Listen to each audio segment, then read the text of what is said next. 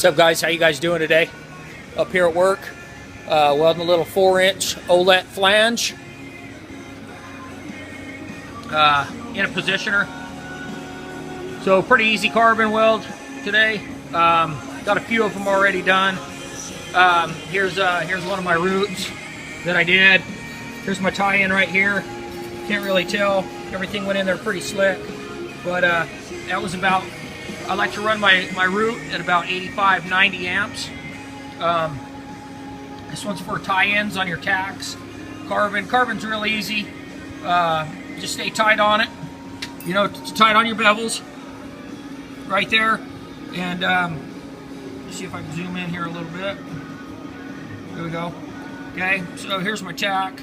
I got a 532 gap. I like to stick that rod inside there, make sure I got plenty of room in there. Running about 85 on this one. Tack's pretty thin on the front. Once you put your tacks in, you know, you want to feather that front part down. You want to feather it down quite a bit. Don't be scared to get thin on that sucker. The back side right here, usually I don't grind that, but it was a little heavy on that, so I just want to make sure I got a good good restart right there to make sure I break that good tie-in down. When you're when you're running carbon and stuff, you want to keep everything tight. Keep it right on the edge of the bevel. You want to keep most of your heat right there on the edges. That's all you're trying to do on your root, is trying to break down those edges. Don't come up too high on your pipe, because then you're putting too much heat right there on the thicker part of the wall, and you're not getting that heat right there where you need it on the feathered edges. So when you're running that, I just like to keep that in there. Make sure I don't keyhole it. Just keep that tight and hit both edges.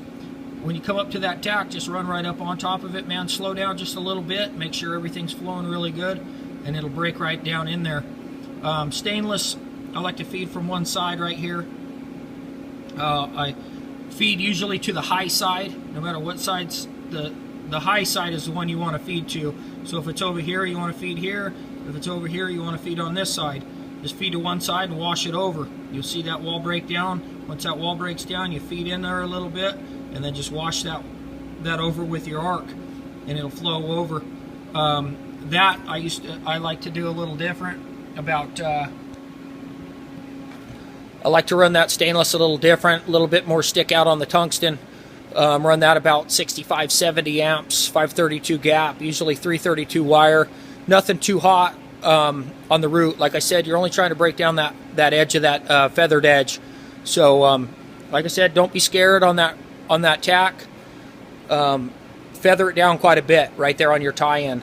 If you guys have any more questions, I'd film it today, but I don't have a cameraman, so I'm just kind of explaining a little bit. If you guys have any questions, let me know, man. I'll help you out the best I can.